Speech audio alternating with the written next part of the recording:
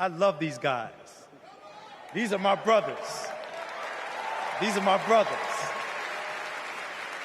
Yes, indeed. America. I am Yusef Salaam.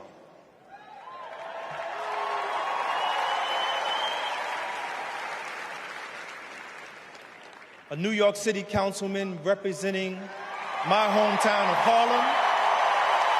That's right.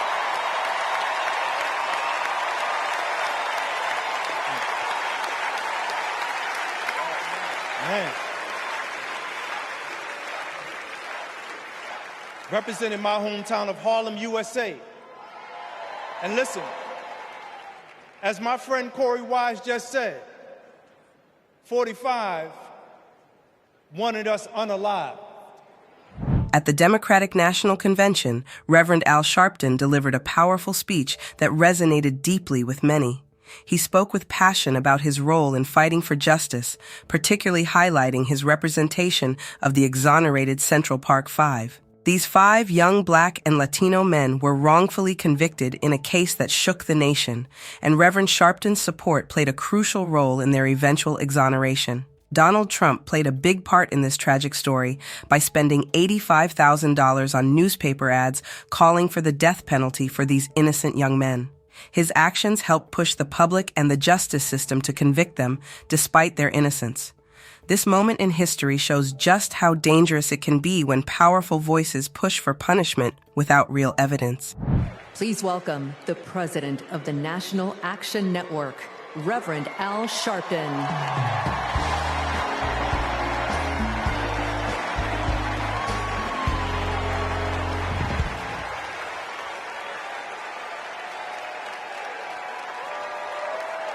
Thank you. Thank you. Thank you. Good evening.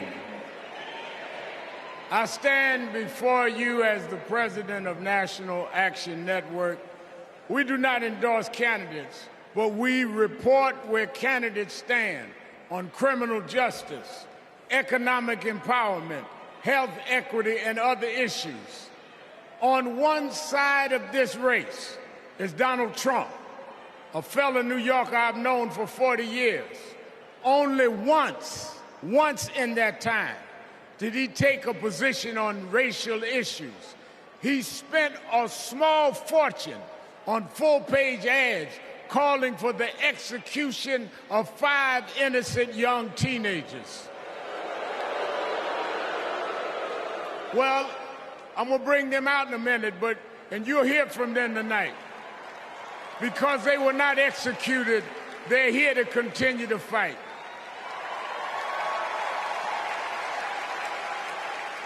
But it was there that I saw Trump love to fan racial flames.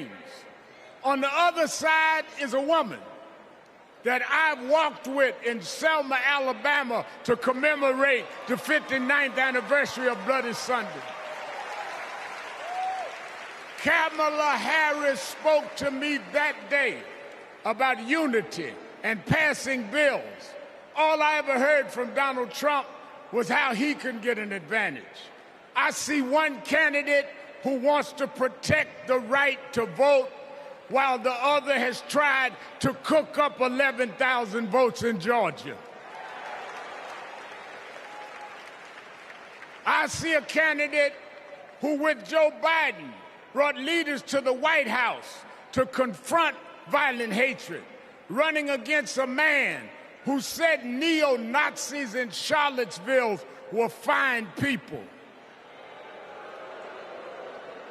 I see a candidate who has sought to reform and uphold the law, and a man who wrongly assumes his mugshot appeals to Black Americans. I worked with Kamala Harris. In every job she's had, she has consistently committed to making government work for those of us who've been disadvantaged. All Donald Trump has been consistent about is making himself richer and sowing division to get that done. This man sat right here in Chicago a few weeks ago, refusing to apologize for claims that migrants were taking black jobs. Well, in November, we're going to show him when blacks do their job.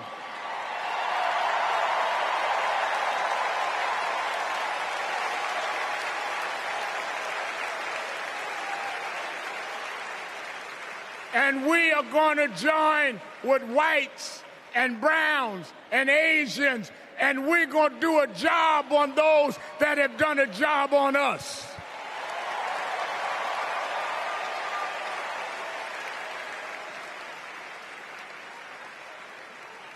Tonight, we are going to realize Shirley Chisholm's dream.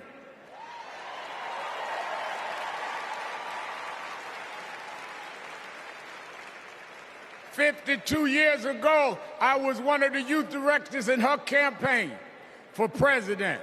And 52 years after she was told to sit down, I know she's watching us tonight as a black woman stands up to accept the nomination for President of the United States.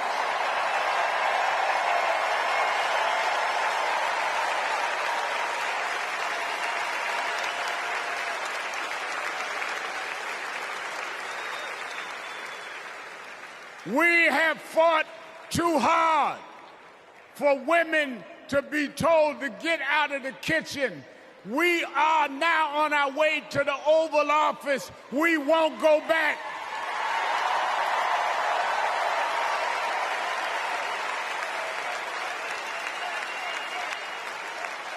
We fought hard. We fought hard for LGBTQ loved ones to get out the closet. We won't go back.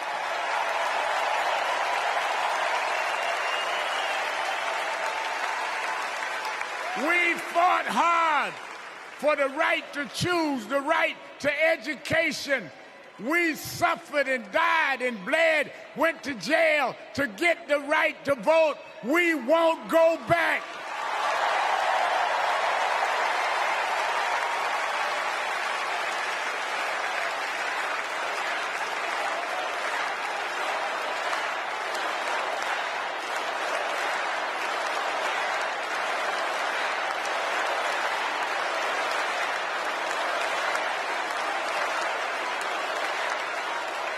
So we must be committed, no matter how the Supreme Court tries to roll back on civil rights, no matter what the amount of money they have.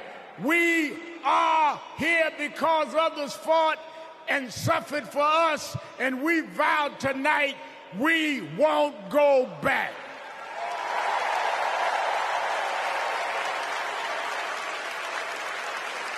This November, we will go forward to fulfill the promise of a just and fair nation. And let me say, as we transition, I'm a preacher. And in Psalms it says, weeping may endure for a night, but joy comes in the morning. We've endured January 6th. We've endured conspiracy theories. We've endured lies and areas of darkness, but if we stay together, black, white, Latina, Asian, Indian American, if we stay together, joy, joy, joy, joy coming in the morning.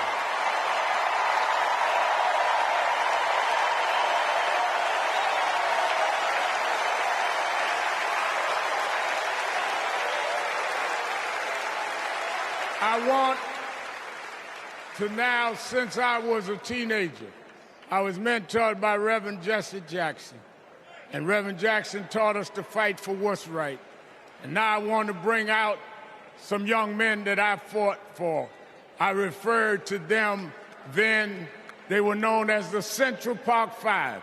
Now they are the Exonerated Five. Raymond Santana, Kevin Richardson, Yusef Salaam, Korey Wise, the Exonerated Five.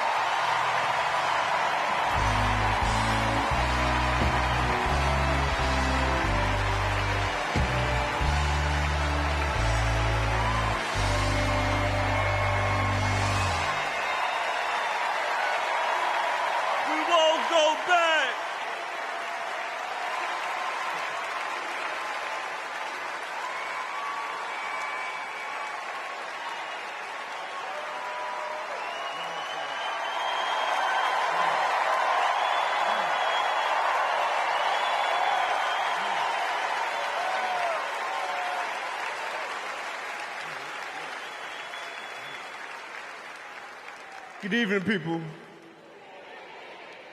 My name is Korey Wise. 35 years ago, my friends and I were in prison for a crime we did not commit. Our youth was stolen from us. Every day, as we walked into courtroom, people screamed at us, threatened us because of Donald Trump. He spent $85,000 on a full-page ad in the New York Times, calling for our execution.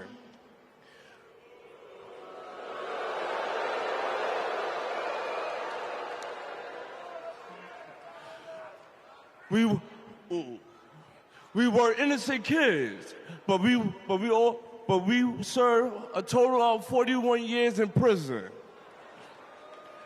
Reverend Al Sharpton stood with us. Now, I'm proud to stand with him today.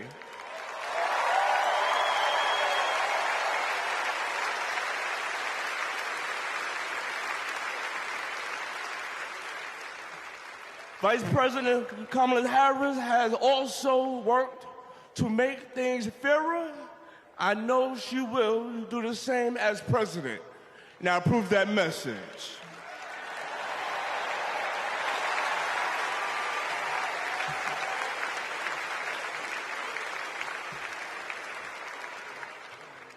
I love these guys. These are my brothers. These are my brothers. Yes, indeed. America. I am Yusef Salaam.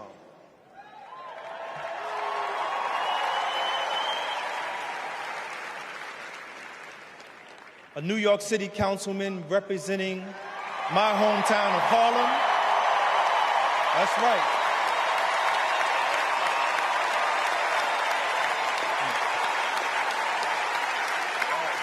Man. Representing my hometown of Harlem, USA. And listen, as my friend Korey Wise just said, 45 wanted us unalive. He wanted us dead. Today, we are exonerated because the actual perpetrator confessed, and DNA proved it. That guy says he still stands by the original guilty verdict. He dismisses the scientific evidence rather than admit he was wrong. He has never changed, and he never will.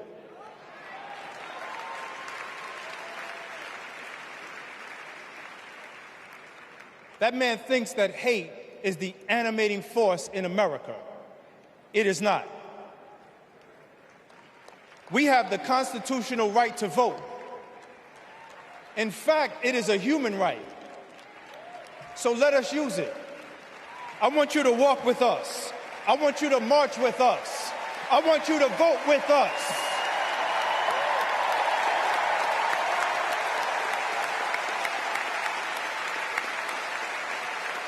And together, and let me tell you, this is going to be so beautiful.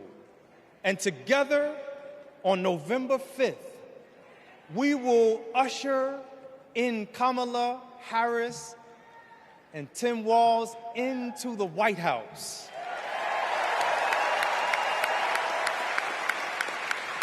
So I want to do this.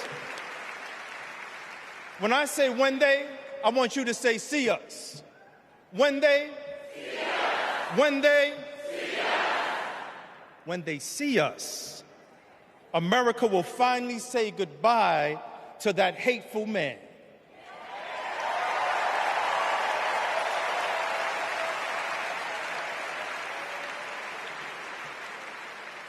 We will say what I have said after 7 long years on wrongful incarceration. Free at last. Free at last. Free at last. Thank God Almighty, we are free at last. God bless you, and God bless the United States of America.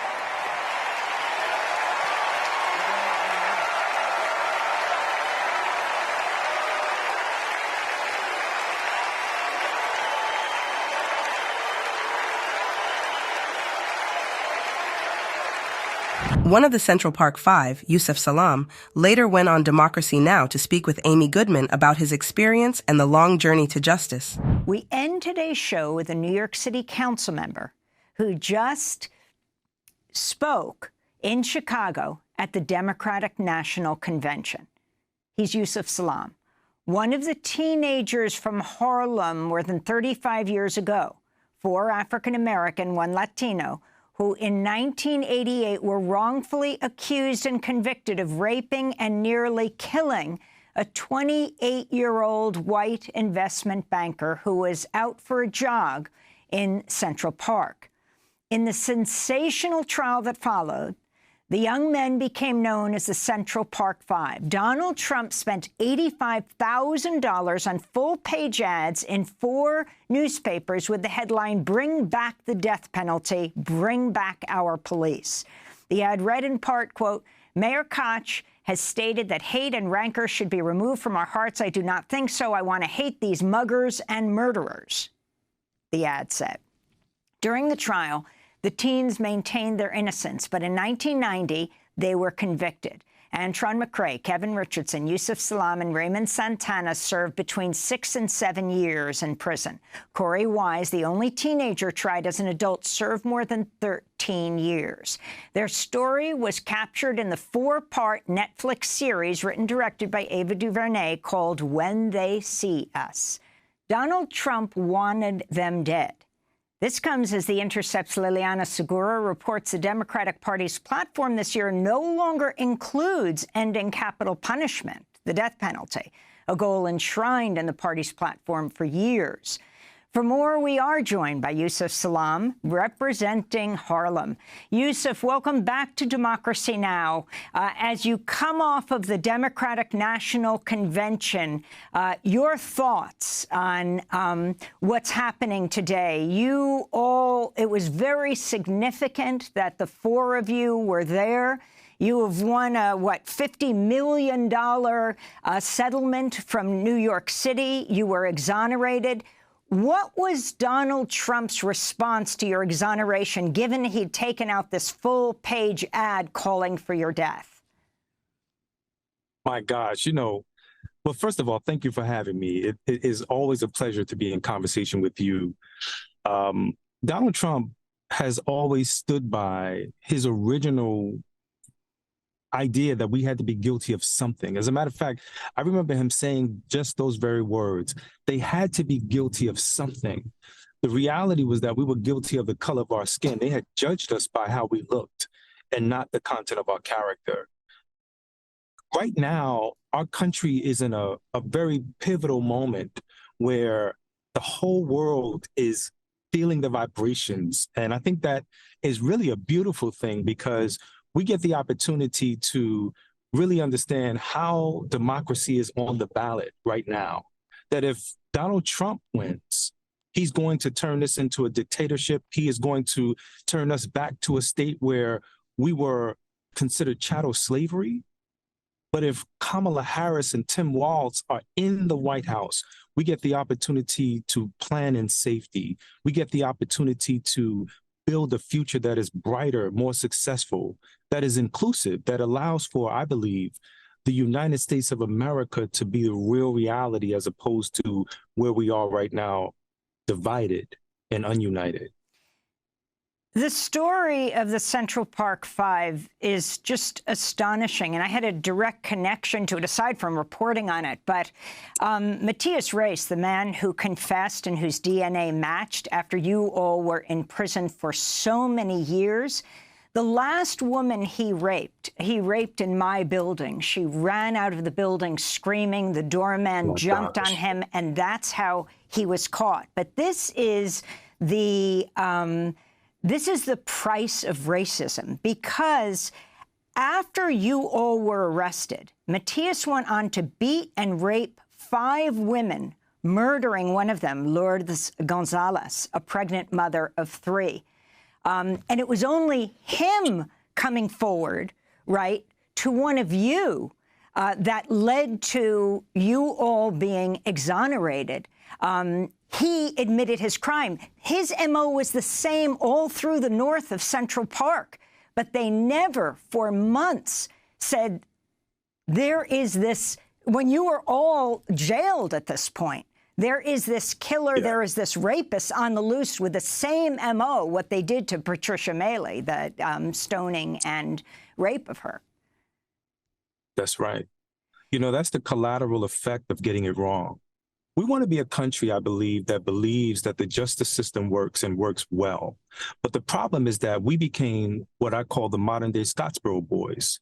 Donald Trump was allowed to take out those full-page ads in New York City's newspapers in 1989, 2 weeks after we were accused, and essentially calling for the death penalty to be reinstated in our case. They published our names, phone numbers, and addresses. They were so angry at us, believing that we were capable of something as such, that they wanted to exact justice by any means necessary. The collateral effect of that was that the real perpetrator was left to commit more crime. That's what happens often when they get it wrong. The real person is out there committing more crime. Our families, our supporters, our loved ones said, you have the wrong individual. And guess what happened? They said, no, we think we have the right one, allowing for the real criminal to continue to hurt, to maim, and also kill his victims. This was a travesty of justice. This is why we need change. This is why we need reform. We need to be able to make sure, in fact, that the justice system works. And we don't want people who are in prison to be in prison for crimes they didn't commit. We don't want people to be murdered for crimes they didn't commit. Like right now, we have the capital punishment throughout the nation that is still exacting souls and sending them to early graves, when the truth of the matter is that when we look at DNA evidence, many of these individuals are actually innocent. I'm thinking about Troy Davis. I'm thinking about countless others. We were out here fighting for them. Yes. So, Yusef, the Democratic National Committee has removed abolishing the death penalty from the platform. In 2016, the platform read, "Will abolish the death penalty, which is proven to be a cruel and unusual form of punishment. It has no place in the United States of America." Very quickly, your thoughts on that removal of the death penalty abolition? I think that we may be able to push forward to get that reinstated. And I'm saying that it's a travesty to send people to prison for crime. I mean, to send people to jail for jail and also their death for crimes they didn't commit. And when I look at what happened to us, I can't help but think, you know, Korey Wise says it all the time. He says it really the best. He says, had Matias Reyes not come forward, I would have been living a 15 to life jail sentence. He would have still been in prison. They would have never let him go. That's how much they wanted us. They wanted this thing to be that, yes. Finally, we just have 30 seconds. You're in the car now driving. I can't even believe we're talking to you as you sit in the passenger seat. But you're a New York City Council member. You were elected to the New York City Council. And Donald Trump has become a felon, was convicted of well over a dozen felonies. Your thoughts? You know, here's a person who, if he was Black, he would not be able to run for public office. If he looked like me, he wouldn't even be able to vote. But here he is in the highest office of the land, telling people that he is going to allow for immunity for the things that he has done. As we reflect on these moments, let's remember the importance of fairness and justice in our society. We must stay informed, speak up, and hold those in power accountable for their actions. Thank you for watching, and remember to stay woke. See you in the next one.